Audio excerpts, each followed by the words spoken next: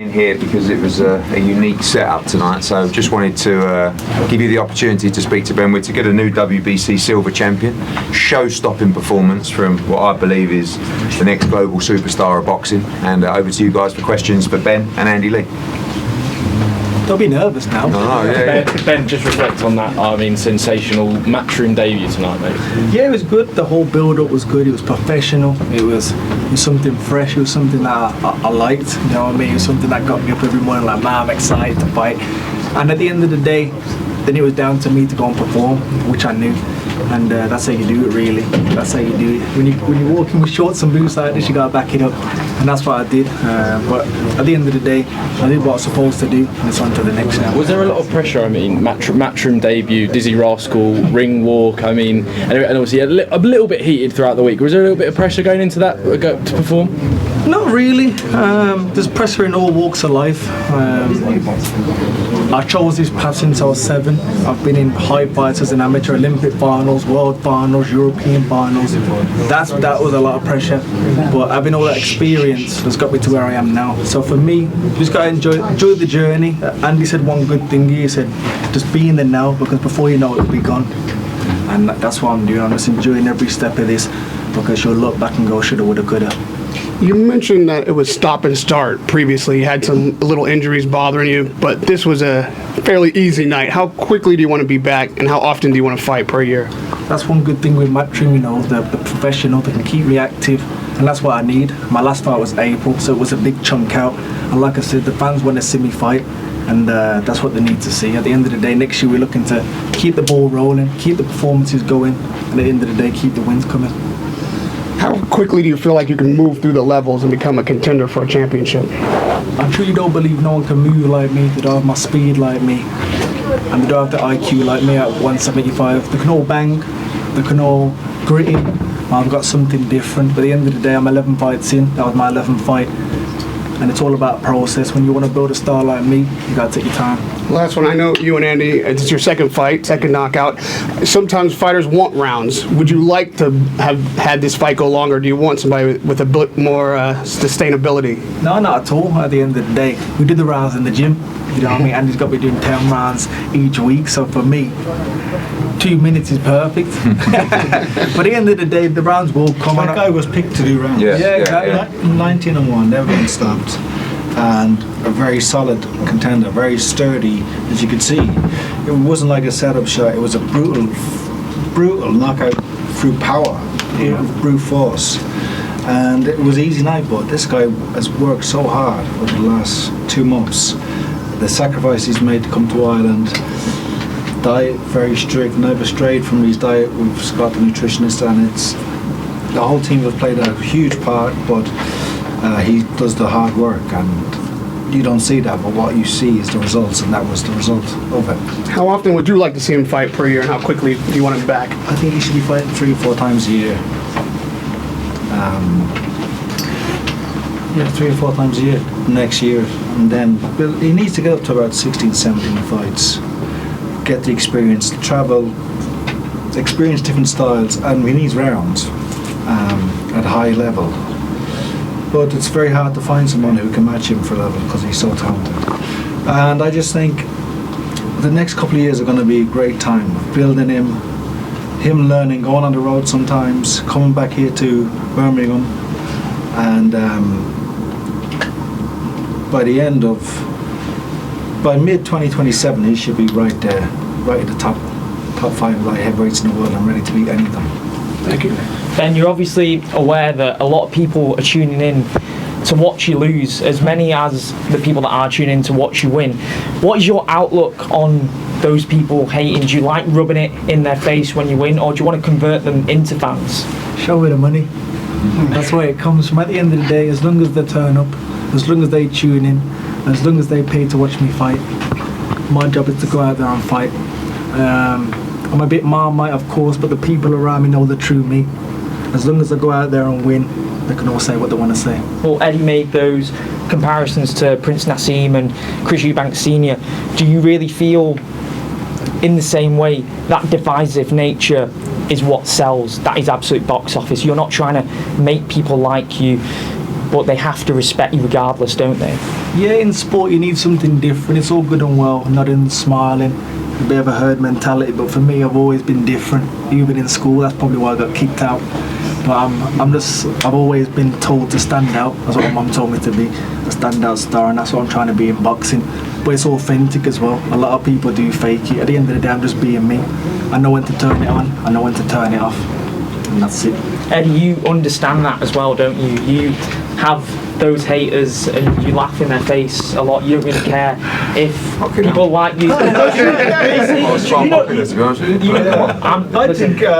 You know you're a divisive character as well. You don't really care whether people. You're the hater. I'm not saying anything. How many bad. burner accounts? I know, man. Check his Instagram. Am I speaking facts or? Yeah. Look, I think at the end of the day, I think when people get to actually know you, and that's the difference, isn't it? There was a compliment in there, by the way. I'm sure it didn't sound like it. But when I first started watching Ben, obviously he weren't with me. So, you know, I was watching him going, I'm sure I like this guy. Like, he's in there, he's back doing the back slap and like, but everybody's talking about it. But it's actually when you know the man and when you know how hard he's working and you realise that the person that he is, that's when the public will start to see that. Our job is to show his true character as well behind that showmanship, right? And we're not looking just for pats on the back and for fans, but it's just a natural storytelling journey to show people the true story of Ben Whittaker, and everybody's going to love it. So, but you're always going to get people in life that don't like you, and of course, when you're a little bit flash and you're out there, you're going to get envious people that look at him and go, I can't stand me. And they're the people that wake up miserable every single day, and actually spend their whole life doing absolutely fuck all. Right? Exactly. So we're not those people. Right? What we are is we work hard.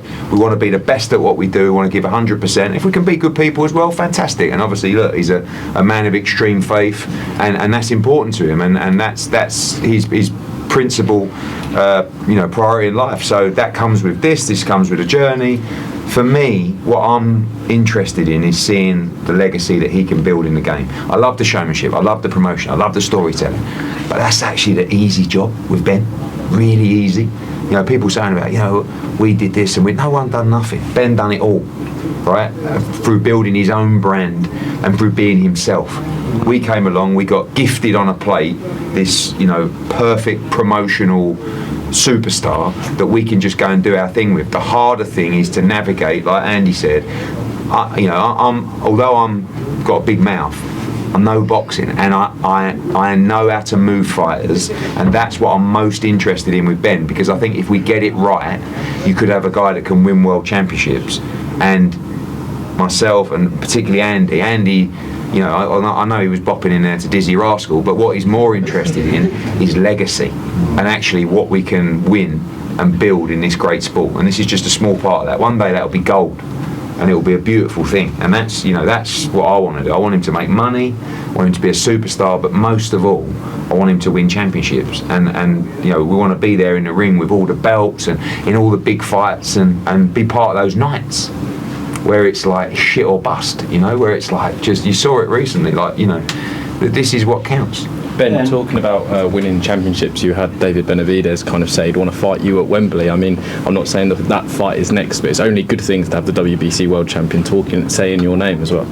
Yeah, of course, like you said, you're obviously doing something right from their radar, but I've got my own path, I'm on my own journey, and when I get there, I don't want to compete, I want to beat them. I just want to be part of the party. I want to be the man where they don't want to fight me. So that's what the journey I'm on. And like you said, this is lovely, it's silver, I want it gold, but it's all in due time. Ben, there's a nice domestic fight next month, Dan Aziz versus Craig Richards. Do you fancy the winner? It's all about me, man. At the end of the day, they're two good fighters, may the best man win. But for now, I'm going to focus on Christmas, get some pigs in blankets down me, get some mashed potatoes down me, eat all that, and then I'll be back in the gym. I'm just looking at focusing on my craft, because I think these guys want me now, because when I do perfect that craft, it's going to be game over. Going over to America has been mentioned a few times, and specifically because it'll suit your personality and they'll love it over there. How much does that excite you, that prospect of going over there? Yeah, for me, it might sound weird, even though I get a bit of stick here. I love the UK.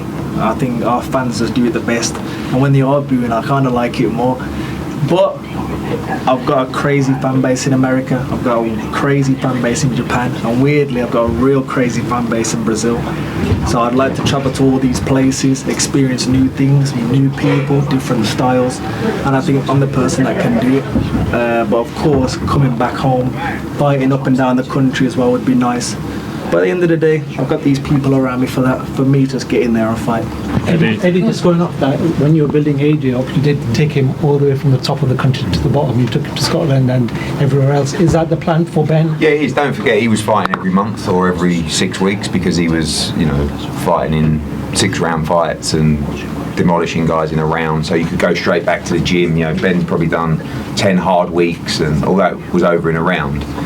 After a camp like that, it's not just saying that you go back to work on Monday. You've got to give him a chance. But I do want him to be active, and I think off the back of that performance, it's really important to lock in with Andy and Will and the team, like what is next and when. Because what you don't want to do is sit out till April or May, and then you're struggling to get 3 fights in. I want to do 3 minimum with the potential of 4. I think 4's the right number, especially if we're talking about getting into a position. And Andy's right, all those guys that we talk about, look at Gavazi, he's had 20 fights. We've had 10, 11 now. So, you talk about those other guys, Craig Richards, Dan Aziz, Callum, Boatsi, they've had dozens of fights. And we're just getting started. But, that elite level is so tough, and Benny's 100% right. When you get there, you've got to be ready for it, not just to do okay, but to win those fights. And the more active we can be in 2026, the better, honestly. Sometimes there's an opportunity for a quick turnaround, even if it's the jump, even if it's like, almost like an out of contract, as an additional fight, like we can go to Brazil and jump on something. We've got Beatrice Ferreira over there, she's a big star, world champion. If we're doing a show over there, Japan, Mr. Honda says, yeah, let's get him on. You've got to have a little bit of that versatility sometimes, just to go with it, but also not make a mistake.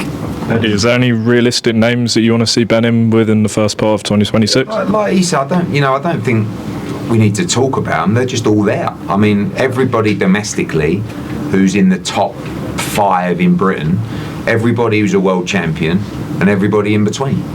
They're all going to be part of the process.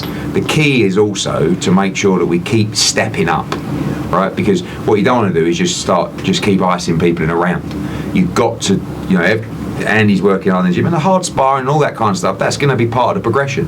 But just getting the step-ups right so that we're actually, every time, it's just keeping us switched on. Don't want to go stale. I think sometimes that's a mistake people make, is just keeping at the same level for too long and just lacking a little bit of that fire. Do you like the winner of Richardson Aziz for Whittaker? I think, as I said, if we're in America next, it wouldn't be one of those guys. But then, next late spring, summer, I love domestic fights, right? The reality is domestic fights sell better than anything in this country. So we want to have the rivalries in this country. And although Callum and Yard and Boatsi are at the back end, they're still going to be around when we're up at that level, and you're going to see all of those kind of fights, and they're the fights that will fill arenas and maybe even stadiums in this country. So we need those fights, and Craig, Aziz, Willie Hutchinson, Parker, blimey, I mean, there's so many of them. It's a great division. You say America next, what card are you thinking of? Well, it all depends when he wants to get out, I mean, if it was a little bit earlier, maybe Shakur against Teofimo would have been nice, but that's going to be tough with his pigs in blankets. What I mean? Yeah, exactly. We'll see. But we got Boots against Ortiz coming up. Probably, obviously, we got Nunes Navarrete in February in Arizona. We got Andy Cruz in Las Vegas. I mean, we're doing a show a month over there, so it's easy for him to jump on any of those. Just get the timing right. It's not just that one, it's like when's the one going to be after that, and just making sure we can do it right. But my advice would be just not, a little break, but not too long. Ed, at the end of 2026, we expect a lot of the big superstars to possibly retire. AJ, Fury, Usyk, blah blah blah. is Ben going to be that one that you have to push forward? I know Conor Ben's another name, but yeah, but Conor, listen, those guys, Conor does it really well as well. He's built his own brand, he's built a platform, he's got a massive following. He's promotionally, he's very good at what he does as well. He's coming off a big win, and he's a young man. He's 28 as well. Ben's 28. These are the guys that are going to be the future. But we need these guys coming through. So at the moment, look, AJ, Fury, I mean, they're all, we just need, but some people just got something different. Has he got that AJ sort of hype around him? We saw AJ when he was filling out stadiums. And I mean, AJ won the Olympic gold in London for the super heavyweights. I mean, it's a big, it's a big stepping stone to go. But you need, like you see from his social media following, you see from the different kind of fan bases that he has. Most people these days have the boxing fan base behind him. He has the casual fan base behind him. We've got to make sure that we push hard on the media side whilst he's out at camp.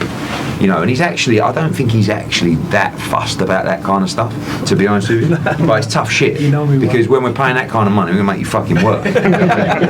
but that is really important. That, unfortunately, is important. And, it's actually the same as Boots Ennis, who is such an unbelievable fighter. He also has no interest in any of that.